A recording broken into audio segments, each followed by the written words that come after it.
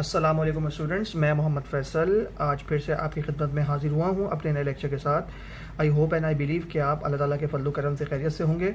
Students, आज जिस lecture के बारे में हम लोग डिस्कस करेंगे वो है ऑपरेशंस ऑन सेट। मतलब सेट्स के क्या क्या ऑपरेशंस होते हैं, सेट को किस तरीके से सॉल्व करेंगे, क्या ऑपरेशन अप्लाई करने के बाद हमें क्या आंसर उसका मिलेगा, तो आज हम उसके बारे में डिस्कस करेंगे। तो चले आइए हम लोग अपना नया लेक्चर स्टार्ट करते हैं अल्लाह के बाबरकत नाम से, जो बड़ा मेहरबान निहायत रहम वाला है।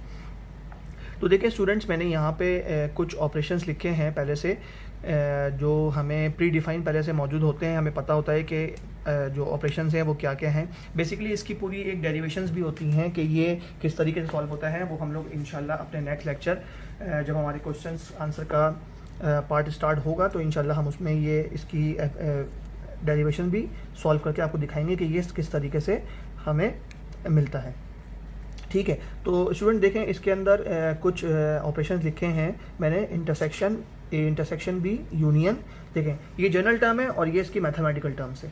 ये A intersection B, A union B, A minus B, basically इसको डिफरेंस कहते हैं। ठीक है, नेक्स्ट क्या है, ए कॉम्प्लीमेंट। ये देखें आप इस पर छोटा सा ये आपको स्लैश टाइप का नज़र आ रहा होगा, ये है, इसको हम लोग पढ़ते हैं ए कॉम्प्लीमेंट बी कॉम्प्लीमेंट। ठीक है, नेक्स्ट हमारे पास क्या है, ए क्रॉस बी। बेसिकली ए क्रॉस बी क्या है, ये कार्टेशियन प्रोडक्ट लेता है। ये आपको इंशाल्लाह जब क्वेश्चन हम लोग सॉल्व करना स्टार्ट करेंगे तो आपको ये समझ में आएगा।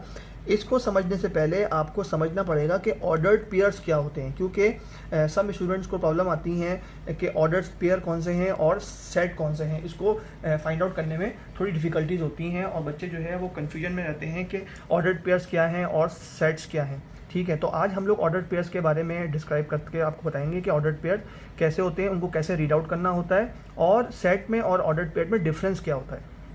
ठीक है, तो देखें इसमें मैंने एक डेफिनेशन लिखी है, if A and B are elements of a set A and the order in which the two elements occur is so we say that the first element A and the second is B and we write as. देखें ये जो ए comma B लिखा है ये element नहीं है।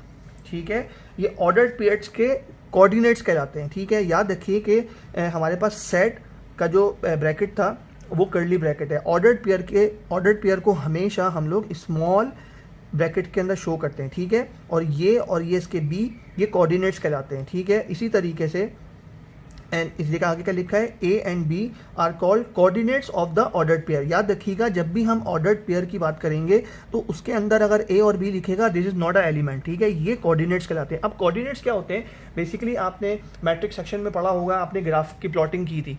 तो graph के अंदर एक्स और वाई आपको वैल्यू डिफाइन होती हैं कि ये एक्स की वैल्यू है, ये एक वाई की वैल्यू है। इससे आप लोग स्ट्रेट लाइन या कोई भी कर्व उसके अंदर प्लॉट करें तो जो एक्स की वैल्यू होती है बेसिकली ये हमेशा फर्स्ट पार्ट आने वाला, मतलब ए हमेशा always shows this is the x. ठीक है, और b always shows this is the y. ठीक है, तो ये कोऑर्डिनेट्स कहलाते हैं। अब देखिए एग्जाम्पल मैंने दिखाई है आपको, एक एग्जाम्पल इसकी सॉल्व करके दिखाइए। The set A contains ordered pair. ठीक है, ये देखिए आपको नजर आ रही होगी ऑर्डर्ड पेयर। ठीक है, अब देखें ये जो है कर्ली ब्रैकेट ये हमेशा सेट को रिप्रेजेंट करेगा और ये देखें इसके अंदर आने वाला ये एक एलिमेंट हो गया, ये एक एलिमेंट हो गया। याद रखिएगा कि ये जो ए और बी है ये एलिमेंट नहीं कहलाते, ये हमेशा कहलाएंगे कोऑर्डिनेट्स। ठीक है, लेकिन अगर ये कर्ली ब्रैकेट के अंदर लिखा है एक हमारे पास ऑर्डर्ड पेयर, तो ये ordered pair as a element कहलाएंगे। अब ये सेट के अंदर क्या होता है, सेट के अंदर बेसिकली हम इस ऑर्डर्ड पेयर की पोजीशंस को चेंज कर सकते हैं। ठीक है, अगर ये सेट के अंदर मौजूद है, फॉर एग्जांपल ये 1,2 है, ये 3,4 है, तो ये 3,4 यहाँ आ गया और 1,2 यहाँ आ गया। यहाँ तो हम इसकी पोजीशन चेंज कर सकते हैं, लेकिन अंदर जो ब्रैकेट्स स्मॉल ब्रैकेट के अंदर जो वैल्यूज़ लिखी हैं इसको हम कभी भी चेंज नहीं कर सकते, क्योंकि एक्स की वैल्यू वाई में नहीं जा सकती, वाई की वैल्यू एक्स में नहीं जा सकती। इसका आपके डिफरेंस में आपको समझाऊंगा तो आपको और ये क्लैरिफाई हो जाएगा। ठीक है, नेक्स्ट क्या लिखा है, the two ordered pair a comma b and c comma d are equal if and only if. देखें इसमें ये लिखा है कि ऑर्डर्ड पेयर आपस में इक्वल कब हो सकते हैं, जब A is equals to C के बराबर होगा और B is equals to D के बराबर हो जाएगा। And A comma B does not equals to B comma A if A is equals to A does not equals to B. ये कह रहे हैं कि A does not equals to B और B does not equals to A. अब आप ये देखें कि ये दो ऑर्डर्ड पेयर लिखे हैं, इसमें ये लिखा है ए कॉमा बी और बी कॉमा ए। इसका हर किस मतलब ये नहीं है कि ए बी के बराबर हो गया और बी ए के बराबर हो गया, क्योंकि ऑर्डर्ड पेयर्स के अंदर जो कोऑर्डिनेट्स की वैल्यू है वो कभी भी सेम नहीं हो सकती। ठीक है, आइए हम इसका डिफरेंस चेक करते हैं। इसमें डिफरेंस क्या है, मैंने आपकी आसानी के लिए एक डिफरेंस बनाया है, difference between set and ordered pair. ठीक है, अब आप ये चेक करें।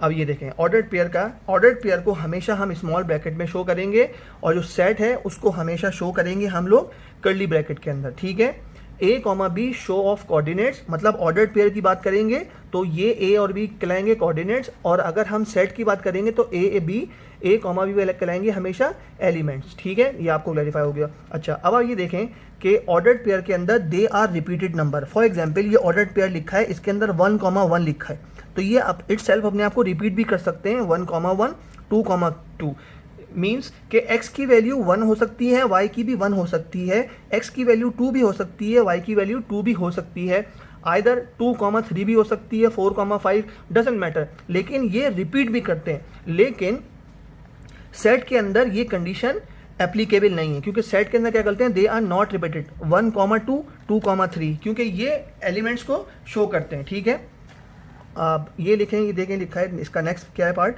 The 2,3 and 3,2 are two different ordered pair where the order does matter. अब आप ये बात समझिए, इसके अंदर ऑर्डर्ड पेयर के अंदर हमेशा ये जो ऑर्डर्ड पेयर है इसके अंदर के जो कोऑर्डिनेट्स हैं उसके जो ऑर्डर होगा, उसका जो ऑर्डर होगा उसको लिखने का वो हमेशा वो मायने रखता है, मतलब उसकी कोई ना कोई वैल्यू है। हम ये नहीं कह सकते कि यहाँ पे 2,3 है तो हम इसको 3,2 लिख लें। अगर 3,2 लिखेंगे तो x की वैल्यू 3 हो गई, y की वैल्यू 2 हो गई।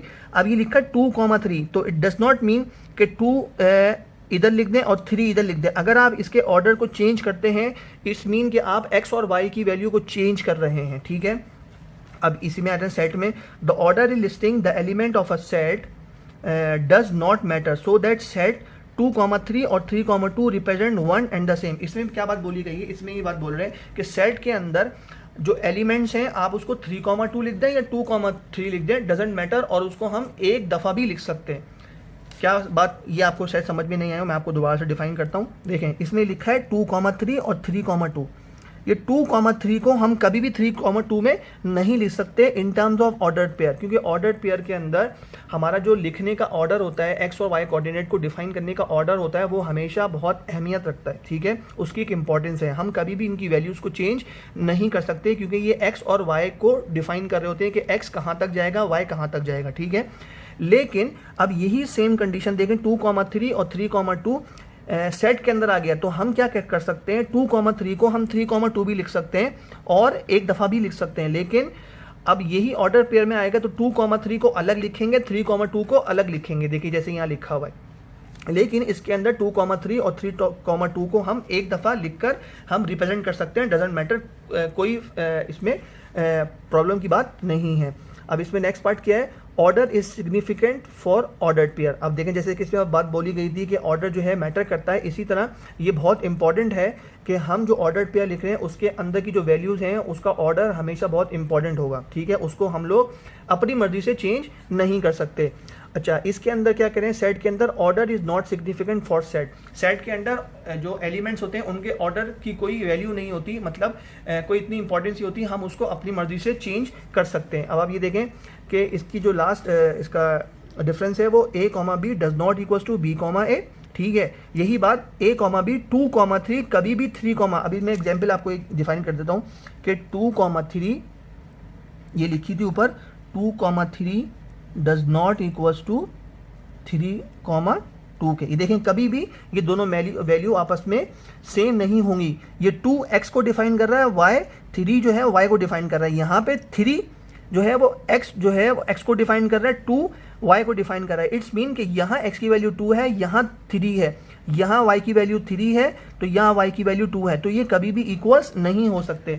अब ये जो कि एलिमेंट है, एलिमेंट ये वाला जो सेट है इसके जो एलिमेंट है a, b और 3, a, b is equals to b, a, ये सेम हो सकते हैं क्योंकि ये एलिमेंट्स को डिफाइन कर रहे हैं। तो एलिमेंट्स के अंदर हम 3,2 और 2,3 लिख सकते हैं, ठीक है। ये हमेशा एक दूसरे के इक्वल होंगे।